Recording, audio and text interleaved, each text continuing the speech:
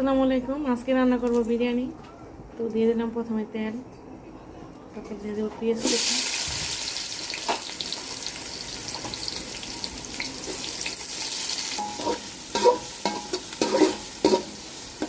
এই যে পেঁয়াজটা একদম ব্রাউন কালার হয়ে গেছে। এখন দিয়ে দিব পানি একটু, তারপরে দিব বিরিয়ানি মশলা।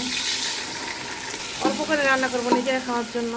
1 কেজি পোলাও চাল, 1 কেজি মুরগির মাংস দিয়ে হবে বিরিয়ানি। আর হাঁড়িটা দেখেন কত বড়, একটা বড় হাঁড়ি কিনছি মেহমানের জন্য। আর মেহমান আসলে অবশ্যই কেউ মুখ কালা করবেন না। মেহমান হচ্ছে সৌভাগ্য। সবার বাসায় মেহমান আসে না। যখন মেহমান আসে চেষ্টা করবেন অবশ্যই হাসি খুশি থাকতে, তাদের সাথে ভালো ব্যবহার করতে। অনেকে করে কি অনেক কিছু খাওয়ায়, কিন্তু ব্যবহারটা একদমই ভালো থাকে না, এটা ঠিক না। মানে খাবার যেটা আপনার সামর্থ্যে কুলাইব একটু ভালো খাওয়াতে চেষ্টা করবেন, কারণ মেহমান সব সময় আসে না। আর অবশ্যই তাদের সাথে ব্যবহারটা ভালো করবেন। অনেকে খাওয়ায় কিন্তু ব্যবহার ভালো না, যদি কথা আছে না, খুশির নুন ভাতও ভালো। এখন দিয়ে দেবো আদা রসুন বাটা।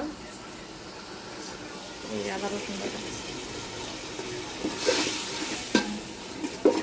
আসলে প্রত্যেকটা জিনিসই বিসমিল্লাহ বইলা দেওয়া উচিত, কারণ বিসমিল্লাহ বইলা রান্না করলে ওই রান্না অবশ্যই অনেক সুস্বাদু হয় এবং খাইতে খুব মজা হয়। দিব লবণ, দিয়ে দেবো একটু হলুদ ফাঁকি, একটু মরিচ ফাঁকি, রাখছি ঘিটা দেবো পরে। আসলে নিজেরা বানাইলে ওই ঘিটাতে কি গ্রান আর খাইতে যে কি মজা লাগে, এটা আমি একবার বানাই খেয়েছি, আমি নিজে জানি। দিয়েছি মুরগি, এটা হচ্ছে কক মুরগি, 1 কেজি আছে এখানে।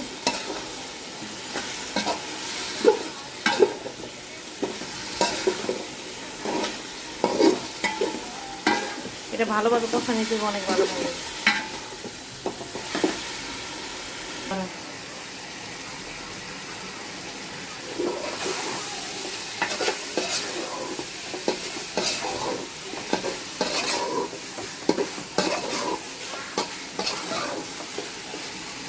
রান্না হচ্ছে স্পেশাল বিরিয়ানি আমুর টেকনিকে। কাচ্চি বিরিয়ানি, লাল কাচ্চি বিরিয়ানি আজকে আমরা খাবো। লাল কাচ্চি বিরিয়ানি খাবো, ঠিক আছে। আবার কষাই নিচ্ছে, এখন দিয়ে দেবো একটু পানি, শুধু মাংসটা সিদ্ধ হওয়ার জন্য। যেহেতু মুরগির মাংস, এটা সিদ্ধ হতে বেশি সময় লাগবে না, সেই জন্য অল্প করে একটু পানি দিয়ে দিলাম।